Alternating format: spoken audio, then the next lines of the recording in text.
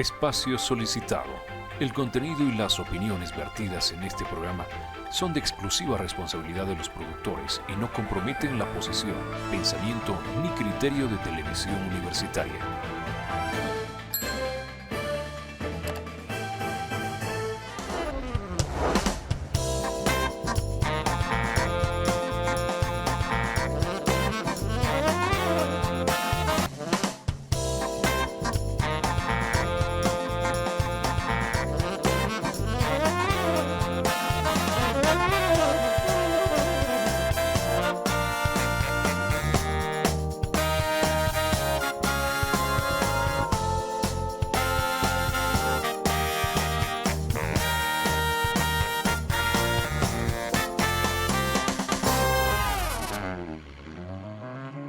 Muy buenas noches, bienvenidos a su programa Gestión y Desarrollo.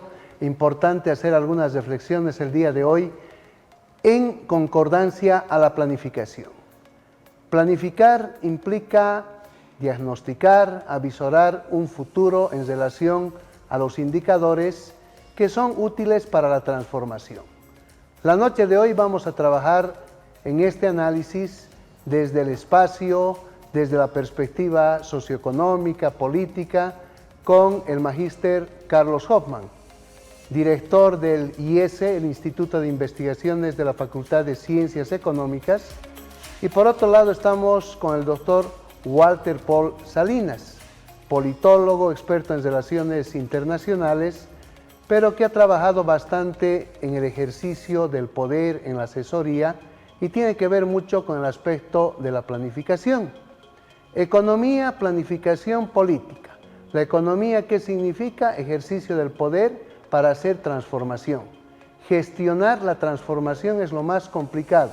Decidir, planificar, organizar, dirigir, controlar, haciendo trabajo en equipo, fomentando la empatía, siendo coherentes, congruentes y correspondientes a través de la acción comunicativa que tendría que ser asertiva, empática. Complejo el tema de planificar el desarrollo.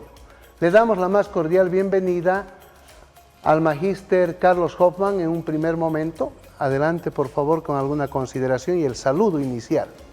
Gracias, Alfredo. Un saludo muy cordial a toda la audiencia.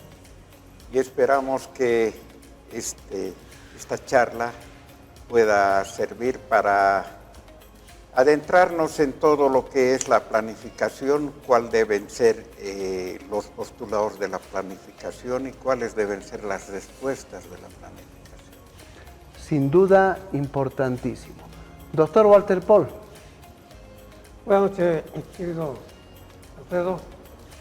Doctor, creo que es importante este evento que convocas porque una de las conclusiones que puedo sacar inicialmente y lo planteo es que una gestión de política adecuada no puede darse si no hay una planificación previa. Entonces, gestión, política y planificación van unidos y es por eso que me parece importante esta charla que has convocado. Sin duda, importante razonar en la planificación. Nos planteamos una primera interrogante que tiene que ver por qué sufrimos. Y hay una respuesta. Negamos la planificación, hacemos demasiada improvisación. Magíster Hoffman, o le voy a decir directamente Carlos, que es colega de más situaciones, para entrar en materia, luego de las formalidades de rigor. Y lo que vamos a hacer es pensar en nuestra sociedad, los actores de la economía, los agentes económicos, ¿planifican y cumplen sus roles? ¿O son desordenados, disfuncionales? Y por eso no incidimos en acertar a la ejecución de un presupuesto porque no sabemos prácticamente lo que estamos haciendo. Gracias, Alfredo. Bueno, creo que es importante previamente remontarse a los orígenes de la planificación, fundamentalmente en Bolivia, ¿no es cierto? Hasta antes de un proceso de descentralización administrativa que se ha dado en 1994, donde los recursos del Estado pasan a la administración de los municipios con la Ley de Participación Popular no hablábamos de planificación. Había una planificación indicativa en el país que lógicamente lo único que hacía era distribuir recursos en los diferentes ministerios o las diferentes instituciones del desarrollo, y ahí acababa la planificación, ¿no es cierto? Luego surgió otro tipo de planificación más estratégica, pero que se desarrollaba únicamente en las corporaciones regionales de desarrollo, con una planificación departamental que emerge en 1971 y que luego de varios años, finalmente, después de una larga evaluación, se cierran las corporaciones regionales de desarrollo que hacían planificación departamental, pero planificación que venía de arriba abajo. Toda la planificación que se ha realizado siempre ha sido una planificación impuesta desde arriba, y se creía que la planificación era la ejecución de determinados proyectos y nada más. Felizmente, con la Ley de Participación Popular se inicia un proceso de planificación de abajo hacia arriba, pero que fundamentalmente rescata algunos aspectos teóricos importantes. La planificación surge precisamente porque, en primera instancia, los gobiernos municipales que tuvieron dinero de la noche a la mañana, hay que recordar que antes de la Ley de Participación Popular no recibían dinero los municipios rurales fundamentalmente, empiezan a utilizar el dinero de manera anárquica, ¿no es cierto? ¿Qué vamos a hacer ahora? Bueno, pagaremos los sueldos de 10 años al personal que trabajó ad honorem en el municipio, o al alcalde, o empezaremos a pintar las calles, y no sabían qué hacer absolutamente.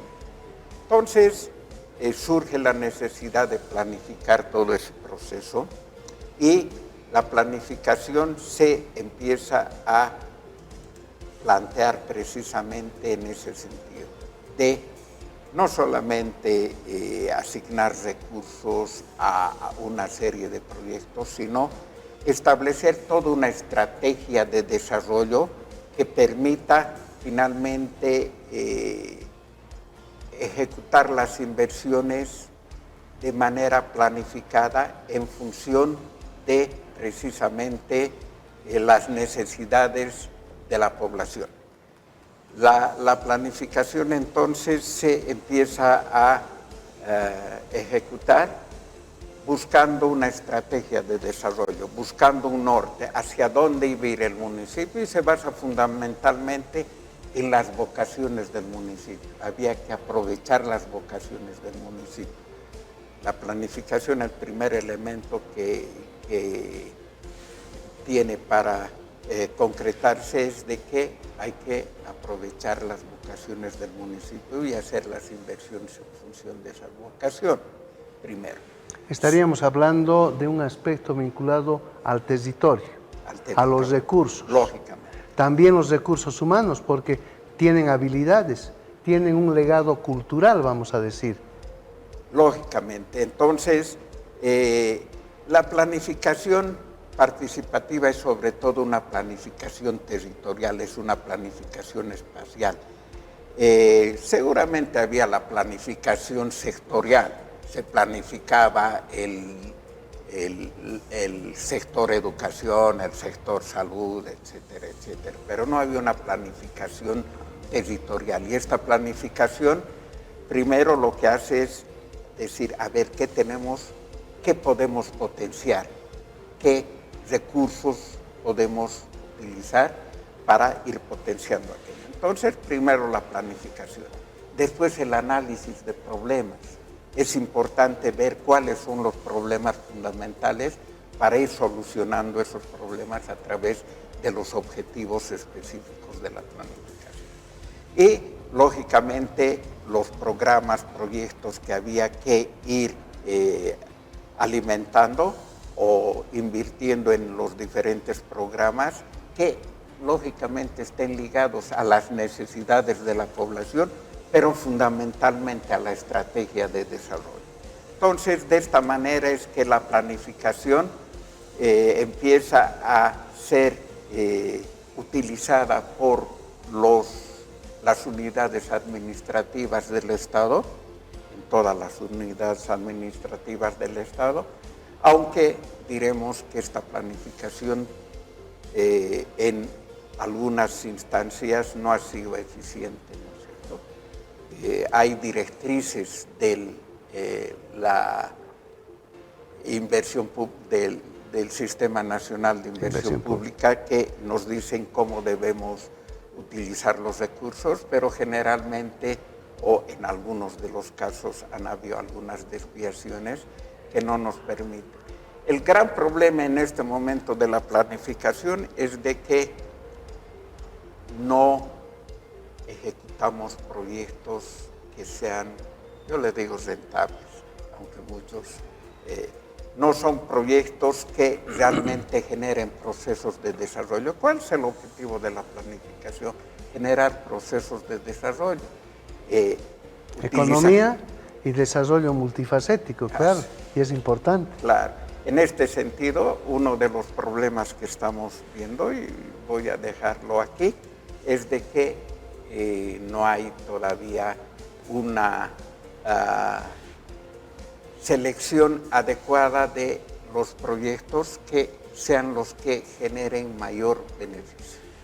Claro, es importantísimo. Walter, vayamos complementando en función de las experiencias. En un momento específico de la historia cochabambina ha sido secretario general de la prefectura de Cochabamba. ¿Cómo se planificaba en ese espacio, en ese momento de tiempo? La planificación básicamente en ese momento estaba en manos de Cordeco. Cordeco era una institución que tenía mucha relación con la gobernación, ahora antes prefectura, pero que su tarea fundamental era planificar el desarrollo, ¿cierto? Generar políticas de desarrollo en nuestra región. Y esa era la forma como se coordinaba. A mí me parece un poco eficiente. Creo que ahora la situación ha cambiado, hay una más eficiencia, digamos, en las visiones de lo que se tiene que planificar. Mira, yo solo te voy a dar este ejemplo. Planificamos también en Cochabamba, que hasta ahora no estamos conectados al Beni, fíjate, que somos capísimos, pero resulta que un departamento central está absolutamente desconectado de todo el oriente de Bolivia.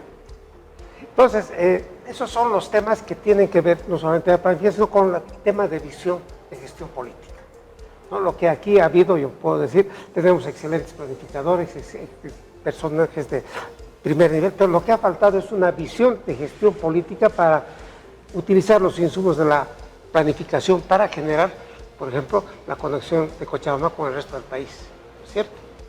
Pues tú fíjate, estamos en el 2020 y tantos. 24, estamos desconectados del Beni, no tenemos una conexión. Realmente son las grandes incongruencias de nuestros líderes departamentales que han visto el desarrollo, pero no sé por dónde. Es que acá habría que reflexionar. Se tiene que planificar en función de un modelo, pero el modelo tiene que ser del desarrollo de todo un Estado, claro, y tendría que estar sustentado en una doctrina de Estado. Y cuando razonamos, hay intereses creados históricamente hablando. Vamos a pensar, ¿quiénes han desarrollado más? El duopolio, lo llamo. La Paz, Santa Cruz. Y Cochabamba en el tiempo ha sido rezagada. Por ejemplo, la participación popular tenía un objetivo interesante: trabajar el área rural aprovechando la vocación de los municipios rurales. ¿Para qué? Para evitar la migración. Pero han migrado más, Carl. Yo te quiero dar un dato, quizás no lo conozcan.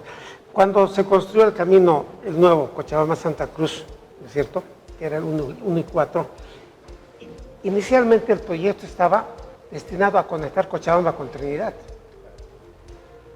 Fíjate cómo se ha distorsionado una necesidad histórica de Cochabamba, del Beni, de la Amazonía, y esa inversión se ha ido directamente a hacer un camino a Santa Cruz. Es decir, creo que los cochabambinos hemos fracasado en nuestra visión de ser y decir presente en el país. Te voy a dar otros dos datos, a ti te va a interesar también, son planificadores. En la frontera con Cochabamba está la ciudad de San Ignacio de Moxos. Esa región tiene el hato ganadero más importante de Bolivia. Y esa carne, ese ganado lo llevan a Santa Cruz para procesar. ¿Por qué razón? Porque no hemos conectado los 38 kilómetros que faltan de San Ignacio de Moxos a Villa Tunari, a Isinuta, ¿no es cierto? No hemos conectado. Fíjate, el desperdicio que significa para el desarrollo del Beni y para Cochabamba. Ahí debería instalarse la gran procesadora de carne y están todos los insumos para exportar esa carne, para distribuir esa carne a todo el occidente. El costo bajaría sustancialmente. Fíjate lo que representa el costo. Llevar a Santa Cruz son 800 kilómetros. Procesar y volver a tener. Realmente, yo no sé, nuestros líderes cochabambinos ¿qué han pensado? Realmente. Remarco, el duopolio. O sea, hay intereses ya que están creados. Y los roles de algunos departamentos son de complemento para esos dos departamentos que están, entre comillas, potenciándose económicamente, pero nosotros seguimos languideciendo. Quiero retomar los conceptos de planificación, ahora vinculados al desarrollo municipal, pero del municipio cercado vamos a hablar. Y el municipio cercado tiene un constructo, vamos a plantear, espacial adecuado, inadecuado. ¿Cómo se observa en relación a lo que es la economía? Hoy se habla de economía circular, se habla de economía vinculada a la parte ecológica, se tiene que revertir el efecto del calentamiento o enfriamiento, que es parte del cambio climático, y estamos trabajando, la pregunta es, en este cometido, ¿o seguimos improvisando? Bueno, creo que los modelos de planificación surgen del modelo general que el Estado ha planteado, ¿no es cierto? Ahora tenemos otro modelo de planificación, ya no es el modelo de planificación territorial que se basaba en una estrategia. Ahora todos los modelos de planificación están planteados en función de menús. ¿Qué es lo que quiero? Me escojo, yo quiero un hospital, quiero 4 cosas, quiero esto, ya hay un menú establecido por el gobierno. Y muchas de estos proyectos pueden no estar en función de la estrategia de desarrollo que quieres construir en tu municipio o en tu departamento. Entonces, lamentablemente sucede eso y sucede eso aquí, ¿no es cierto? Escogemos o hacemos la planificación no en función de una estrategia de desarrollo. Hacemos la planificación y también en Cochabamba en función de réditos políticos, en función de mostrar una visión de desarrollo, entre comillas, hacia el electorado fundamentalmente. Entonces creo que la planificación no está bien entendida y lógicamente seguimos planificando a veces yendo contra el medio ambiente, contra la ecología, contra todo aquello. Lo único importante es construir, no ver qué estamos destruyendo con aquello. Hay un tema importante en este conversatorio que tiene que ver con el espacio público. Y el espacio público tendría que ser un contexto que tenga comunicación asertiva, que priorice en relación a un diagnóstico, que haga la priorización de los programas, de los proyectos, de las inversiones, vamos a decir, de manera concreta de corto, mediano y largo plazo. No está ocurriendo ello. No se están analizando como corresponde los escenarios de causalidad, si quieren desde el óptimo, el medio y el adverso, para poder hacer la aplicación de fondos.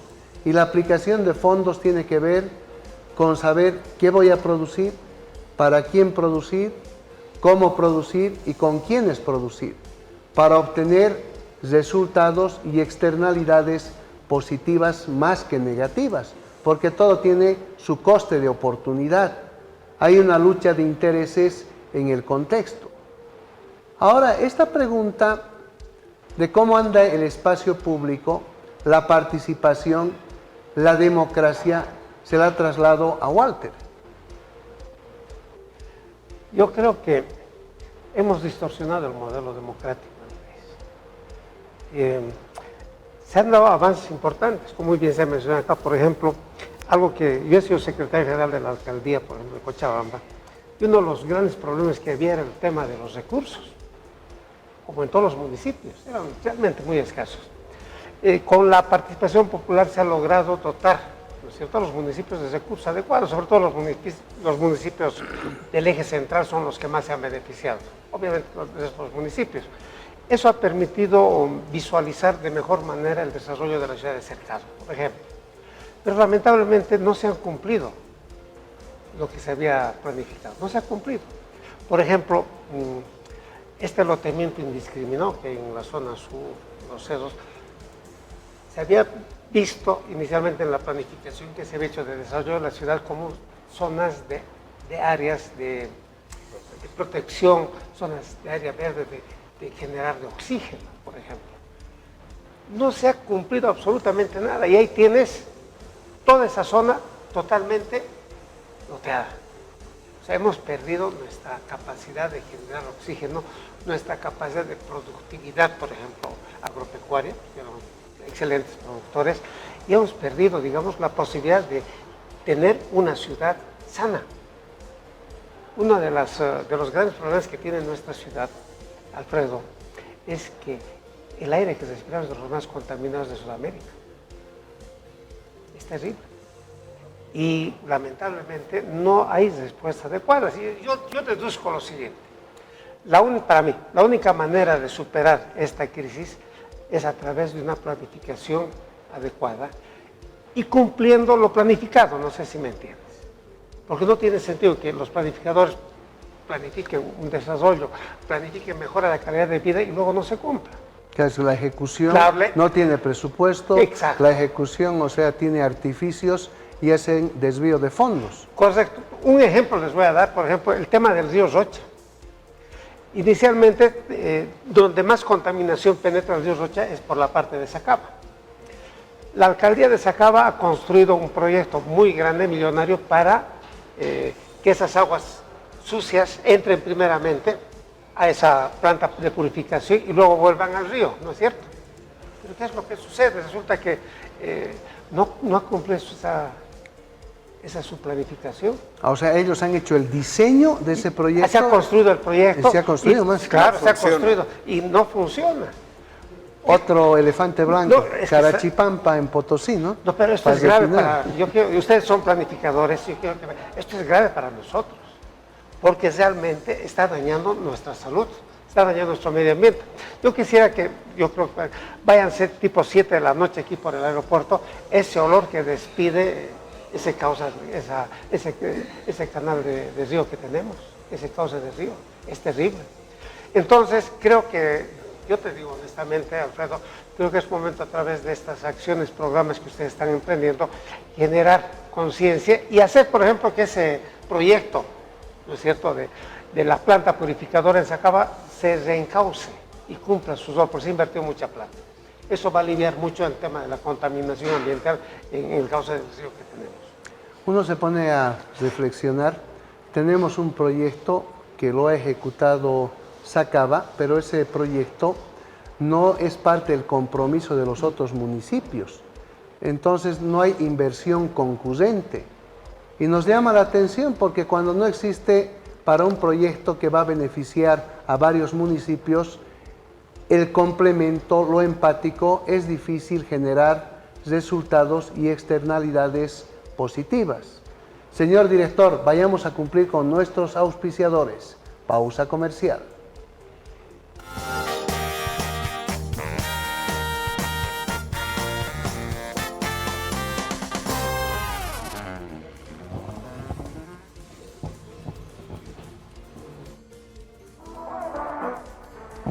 La empresa Good Center, auspiciador de gestión y desarrollo.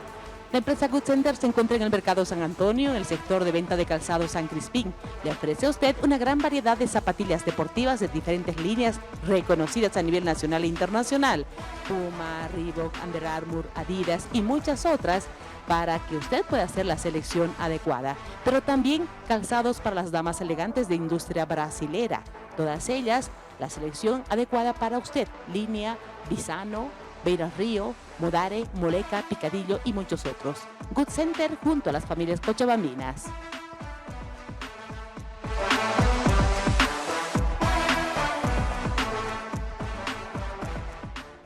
No deje de ver.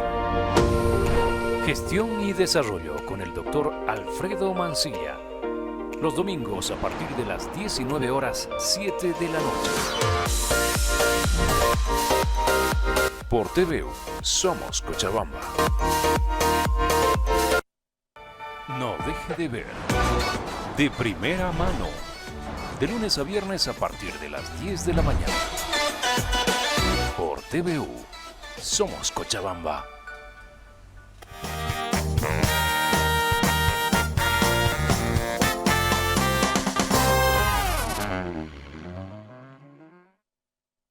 Las inversiones deben incidir en el multiplicador del Producto Interno Bruto, desde lo local a lo grande, a lo nacional.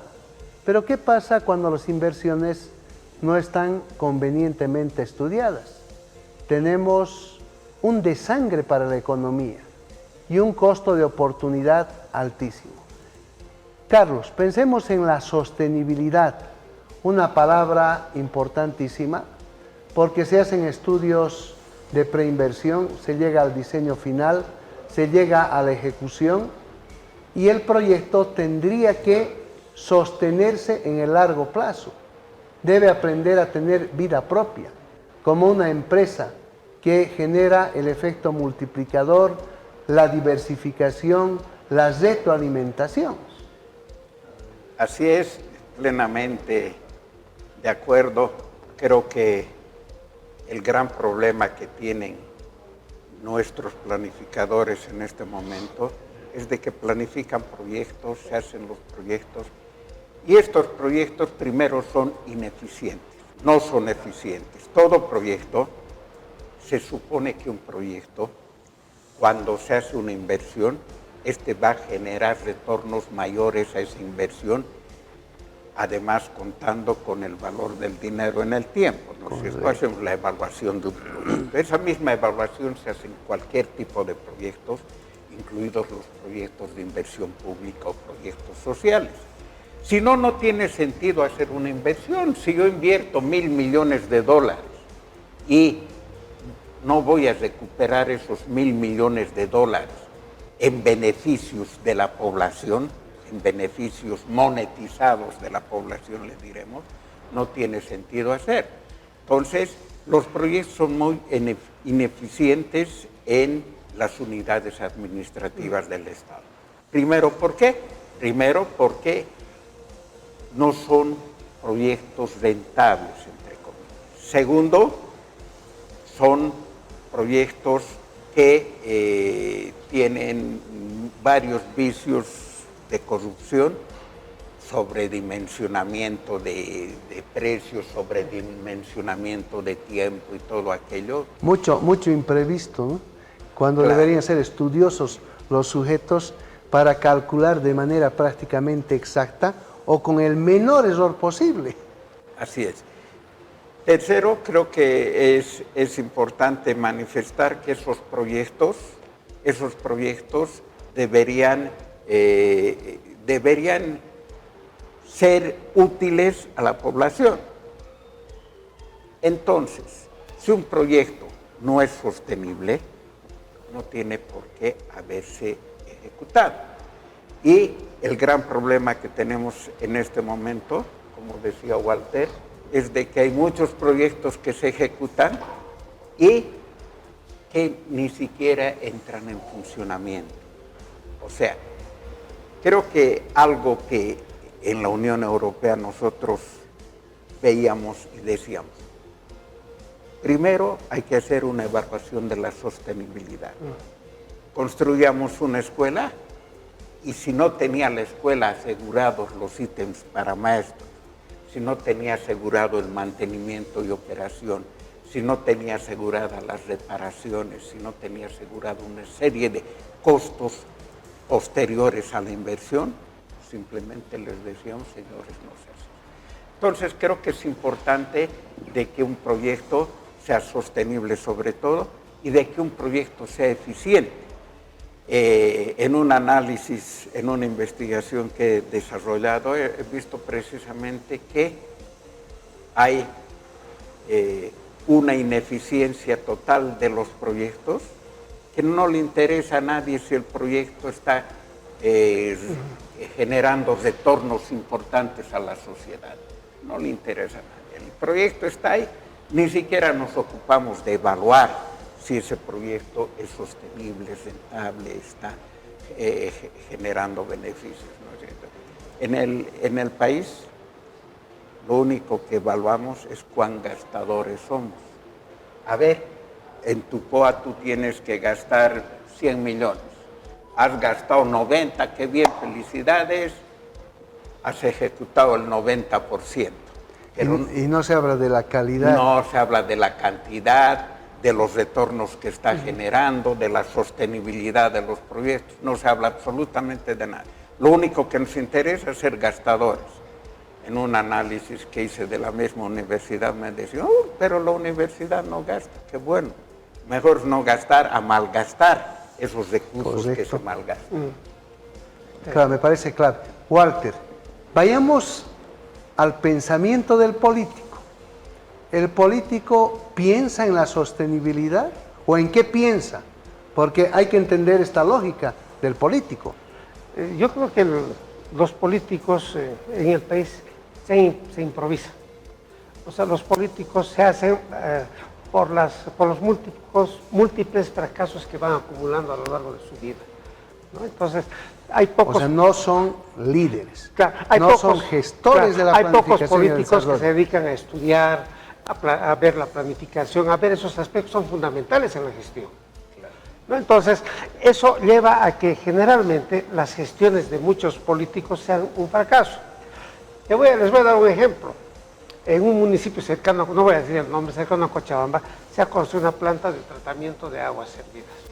Pero resulta que el barrio con el que colinda no tiene alcantarillado, no tiene ninguno de esos servicios. Esa planta está ahí, 0 kilómetros, sin uso. ¿Te das cuenta? Eso es lo que genera el poco desarrollo en nuestro país. Se invierte deficientemente, se invierte sin criterio, como si el dinero no costara. Y creo que los políticos generalmente planifican con una idea interesante, planifican grandes cosas, pero sin pensar que ese dinero no es de ellos. Porque si pensaran que ese dinero es de ellos, serían y planificarían, gestionarían adecuadamente y eficientemente. Ese es el gran problema, Alfredo. Los políticos, en teoría, desde el ángulo positivo, tendrían que ser los gerentes de alto nivel. Exacto. Para viabilizar el desarrollo multifacético de una sociedad. De manera más sencilla, para hacer inversión pública sostenible. Y esa inversión de lo público tendría que complementarse con la inversión privada. Entonces ahí los agentes económicos o actores sociales e institucionales estarían cumpliendo con sus roles. Vayamos a pensar en esto, Carlos, en Sergio Boisier, que es interesante. El vuelo de una cometa, una metáfora. Para hacer volar una cometa necesitamos diseñar la cometa. Pero a eso del diseño, si el diseño está bien hecho, hay que encarar la construcción de la cometa, del papalote que se llama. Entonces, acompañado a la construcción, tendría que haber conducción, con un cuadro de mando integral importante, ¿no? Vamos a hacer la analogía. Y después tuviéramos que tener la brisa favorable. Pero esa brisa favorable, ¿qué implica? Cooperación, compromiso, que son elementos claves. Reflexionemos esos elementos, valga la redundancia, ¿para qué? Para hacer concienciación con nuestros políticos y los actores de la economía, porque todo el rato el ser humano va a satisfacer necesidades biopsicosociales, hace economía. Así es, creo que es necesario de que se actúe de manera conjuncionada para que los planificadores, especialmente los gobernantes, puedan desarrollar políticas de planificación adecuadas que tengan un objetivo claro. Se hace planificación para generar mejores condiciones de vida de la población, para generar mayores recursos, para lograr finalmente el crecimiento económico, ¿no es cierto? Y has hablado de algo importante que creo que es, tiene que haber una conjunción total de la planificación o de la inversión privada de la inversión pública, más bien con la inversión privada. La inversión pública, si no está destinada a hacer que la inversión privada sea creciente y sea un apalancamiento para la inversión privada, no tiene sentido. Yo, ¿para qué construyo un sistema de riego? Para que los beneficiarios del sistema de riego empiecen a invertir para lograr una mayor productividad. ¿Para qué hago un camino? Para facilitar las condiciones de producción de los diferentes privados. Lo mismo, ¿para qué construyo un sistema de agua potable? Para mejorar las condiciones de vida de la población, para hacer que estos cada vez vayan superándose o desarrollándose. Claro, es importante tener el complemento de los actores en la economía. Voy a pensar en lo siguiente. Estamos en medio de un cambio climático.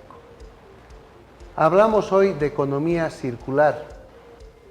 La economía circular se inicia con la basura y con la transformación de la basura, con el mejor manejo energético, aplicando el concepto de la gestión de proyectos, que en esencia es exquisitez de la planificación. Me vengo a la coyuntura, nos faltan divisas. ¿Y será que están trabajando en distintos niveles el aspecto, por ejemplo, de los bonos verdes? ¿Para qué? Para generar financiamiento de proyectos ecológicos, para generar a partir de ello más fuentes de trabajo, para incidir en el multiplicador del Producto Interno Bruto, pero considerando mejorar el desarrollo humano, ambiental y el manejo energético. ¿Estamos haciendo eso, Carlos? No, creo que estamos lejos de hacer eso, porque no estamos pensando nosotros en que podríamos aprovechar algunos nichos de inversiones que precisamente nos permitan tener divisas para el país en todo lo que es la economía circular, esta economía naranja, todo aquello que nos permita finalmente conseguir mayor producción, mayor crecimiento económico, porque los bonos verdes te permiten ejecutar proyectos, aunque estos no sean rentables, no sean del todo rentables económicamente, ¿no es cierto? Pero tienen impacto. Tienen impacto y están entregándote recursos adicionales. Entonces creo que es importante aquello fundamentalmente en el ámbito del medio ambiente. Walter, pensemos en relación a lo expuesto, en la credibilidad que se tiene en el ámbito político y hablemos de la seguridad jurídica, que es vital para canalizar inversiones en este campo de la ecología.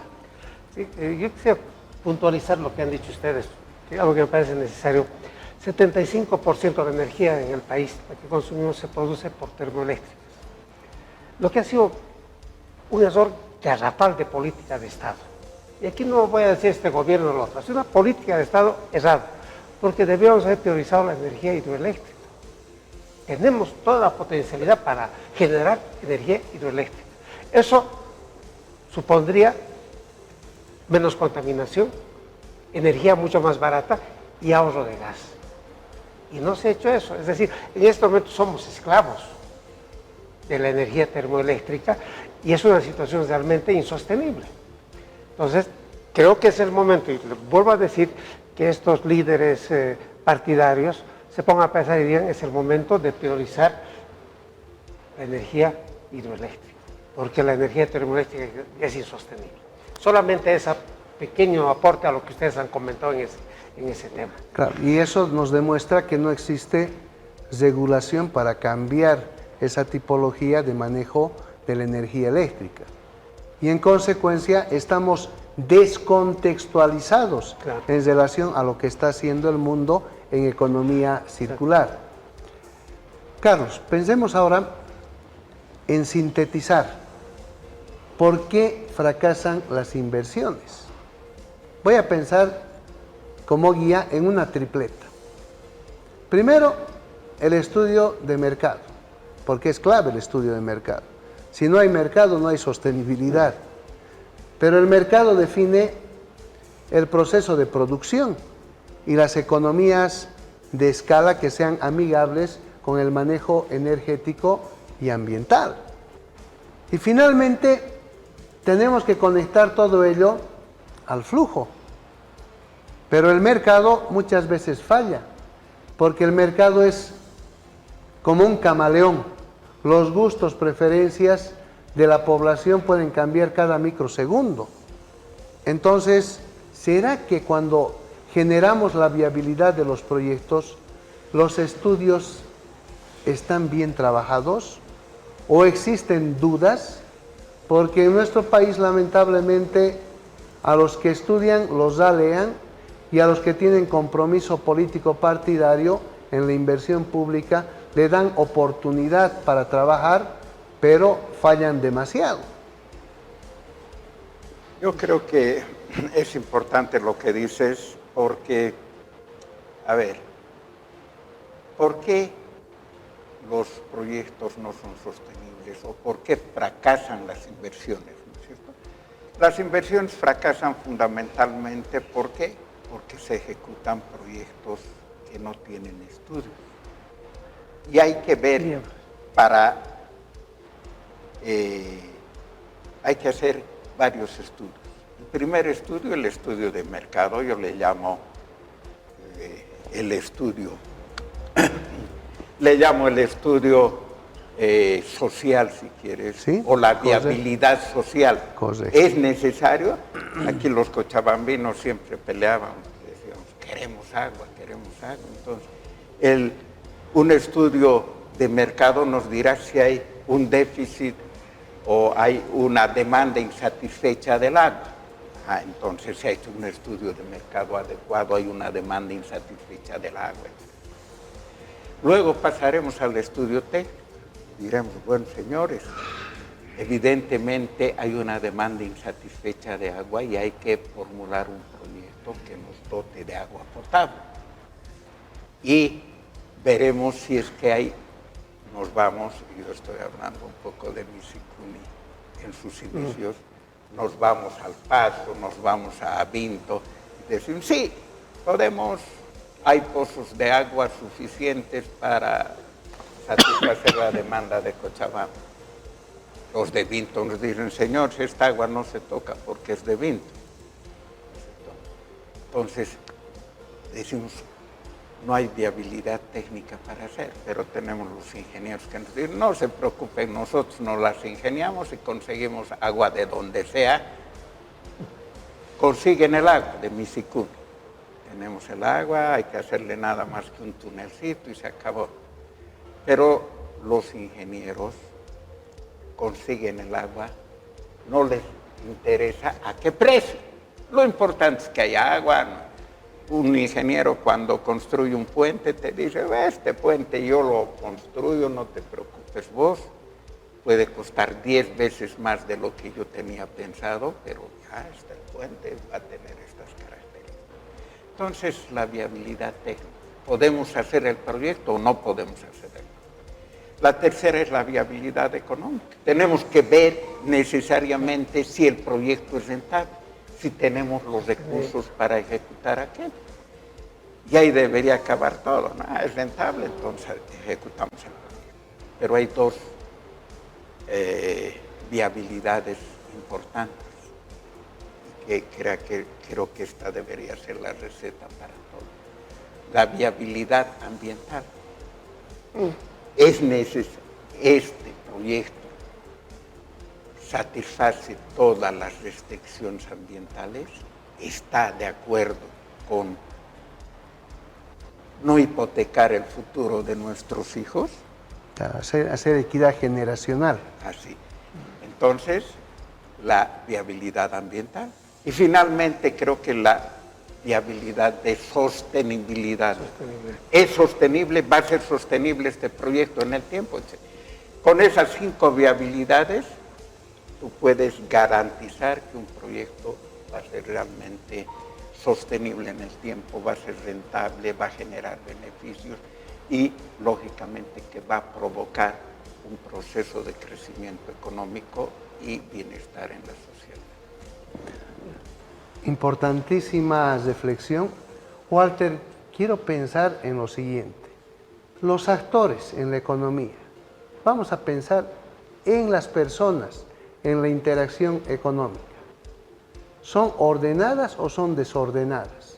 Cuando nosotros vemos en las ciudades mercados informales, la economía con un 85% de informalidad, la economía de lo sucio, que tiene que ver hasta con la obtención de licencias de conducir, pero pagando y no dando la evaluación, complejo. O las pruebas técnicas de las movilidades, pero pagando el dinero que corresponde, pero un chequeo técnico ambiental no hay. Entonces, ¿cómo funciona el cerebro de nuestra población y del político también? Porque es parte de la gestión, entre comillas, del desarrollo. Mira, hay un ejemplo que quiero compartir, pues es dramático. Cochabamba era el primer productor y procesamiento de curtiembres. Teníamos mercados en Europa, mercados abiertos, de primer nivel, por la calidad de nuestro producto.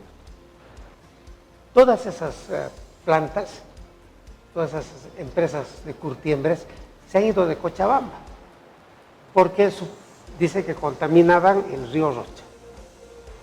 Hemos perdido mucho dinero, muchos ingresos al departamento y más de 2.000 puestos de trabajo. 2.000 familias están en casa. Pero no podíamos haber encontrado una solución. ¿Cómo es posible que no se haya abierto la posibilidad de instalar pequeñas plantas, ¿no es cierto?, procesadoras de desperdicios en cada curtiembre? Eso es lo que se debe haber hecho, pero no se ha hecho. Porque lo cómodo es lavarse las manos y decir, está contaminando y que se vayan, sin pensar en el futuro de nuestra región.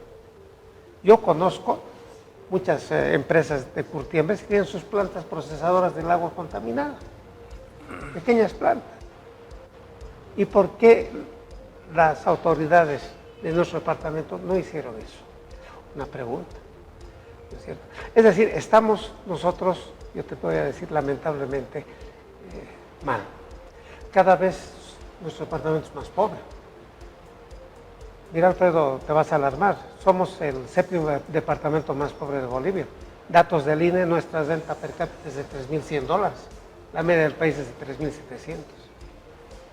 Y yo me pregunto, excepto programas como el que tú estás planteando, donde se preocupan, ¿no es cierto?, en el tema de desarrollo, planificar, ¿qué es lo que estamos haciendo para revertir esta situación? Realmente, yo te quiero decir, nuestra situación es dramática. Dramática. Planificar implica visión. Y una visión es el sueño compartido, comprometido, realizable, que plantee indicadores a futuro, partiendo de la radiografía del corto plazo. ¿Para qué? Para hacer una transformación de calco que genere el desarrollo humano, ambiental, el equilibrio energético. Quiero ir cesando este aspecto con lo que acaba de decir Walter. No se hace gestión de riesgos. Quiero pensar, Carlos, en riesgos, en perturbaciones y en volatilidad que tiene que ver con los proyectos que afectan el flujo. Todo proyecto tiene riesgos, todo proyecto. Unos tienen riesgos más altos, otros riesgos más bajos. Algunos riesgos se pueden prever, se pueden controlar, pero hay riesgos que no estaban. Los de fuerza mayor, un incendio, un terremoto. Claro. El COVID, ¿no es Claro. cierto? El COVID ha hecho que muchos de los proyectos realmente se vayan. Entonces creo que es importante en este sentido, cuando se hace la planificación, ir viendo las hipótesis y supuestos. Tenemos que ir viendo todos los riesgos. Investigación científica, marco lógico. Y a la gente en las universidades no le gusta hacer investigación científica. Así es. Entonces tenemos que ver ese marco lógico, qué supuestos importantes deben entrar en cada uno de los objetivos. Objetivo superior, objetivo general, objetivos específicos y componentes. Correcto. Entonces, será importante pues hacer un análisis de riesgos bien específico de cada uno de los proyectos, de manera que podamos nosotros afrontar esos tipos de riesgos. Creo que fundamentalmente no hay ningún análisis de riesgos en los proyectos de inversión pública. Le meten nomás, ¿no es cierto? Métanle nomás. Claro, y es bastante complicado. Por eso que Latinoamérica, a excepción, digamos, vamos a decir, de Chile, o sea, que tienen mediano orden, o sea, la mayoría de los países son desordenados, están negando la planificación y aplican el metele nomás. Bien distinguida teleaudiencia, doy pie a mis invitados para despedida y para culminar con el programa. Walter. Alfredo, querido hermano, ha sido un honor para mí compartir con ustedes esta tribuna. Creo que se ha hablado de temas muy importantes, trascendentes, que deben de ser considerados por los que gestionan el dinero público. Es muy importante eso. Carlos. Un saludo muy cordial a todos los televidentes, a vos, Walter, a ti también, Alfredo.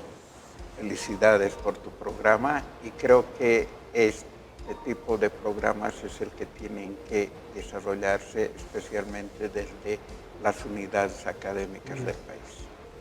Muchísimas gracias por los conceptos, importante los mismos para profundizar. Muy buenas noches, estimados televidentes, hasta el próximo domingo.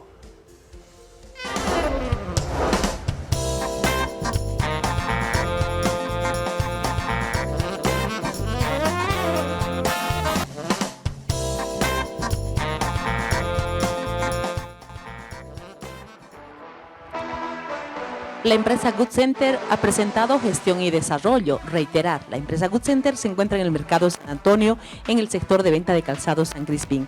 Una gran variedad de zapatillas deportivas, de las líneas Puma, Adidas, Nike, Under Armour y muchas otras. Y también calzados para la dama elegante. Usted puede pasar todos los días, de lunes a sábado, en el horario desde las 8 de la mañana hasta las 7 de la noche. Gracias, muy buenas noches.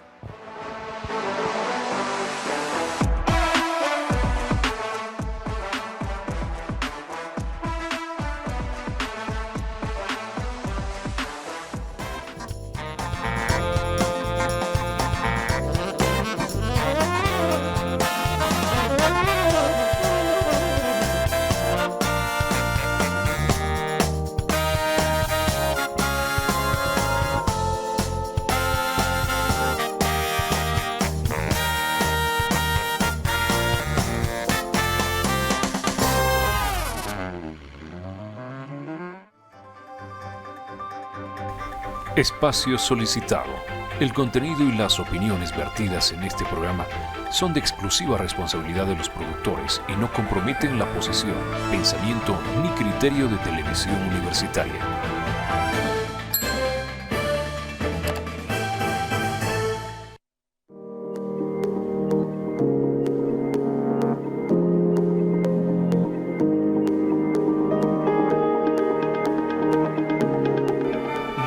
De ver, de primera mano, de lunes a viernes a partir de las 10 de la mañana. Por TVU, somos Cochabamba. No deje de ver. Gestión y Desarrollo con el Dr. Alfredo Mancilla. Los domingos a partir de las 19 horas 7 de la noche. Por TVU, somos Cochabamba.